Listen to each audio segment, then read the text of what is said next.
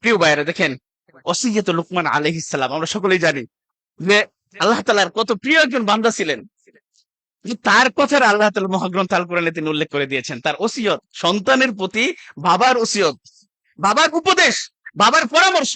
সুবহানাল্লাহ, আল্লাহ তাআলা কত তার কথাগুলো কতটা পছন্দ করছেন যে সূরা লুকমানে আছে যে ইয়া বুনাইয়া আকিমিস সালাতা ওয়া'মুর বিল মা'রুফ ওয়ানহা আনিল মুনকার।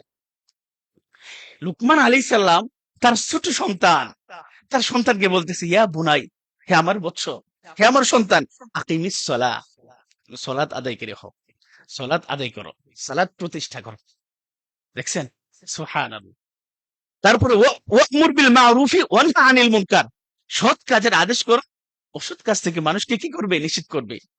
মানুষকে ভালো কাজের উৎসাহ দেবে, ভালো কাজের কথা বলবে, অসৎ কাজ থেকে তাদেরকে কি বিরত থাকবে।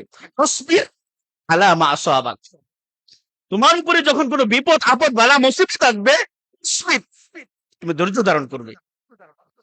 ইন্নাল্লাহা মাআস সাবিরিন, আল্লাহ তাআলা কাদের সাথে আছে, ধৈর্যশীলদের সাথে আছে। ইন্না যালিকা মিন আজমিল উমুর, এটা দৃঢ় প্রত্যয়ের একটা কাজ।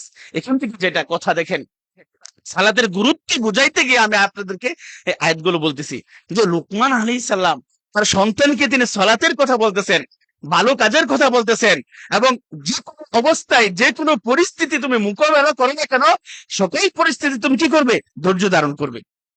আর এই কথাগুলো আল্লাহ তাআলা কি এই উম্মতে মুহাম্মদীর জন্য তিনি সিলেবাস হিসেবে দিয়ে দিয়েছেন। সুবহানাল্লাহ, আল্লাহু আকবার।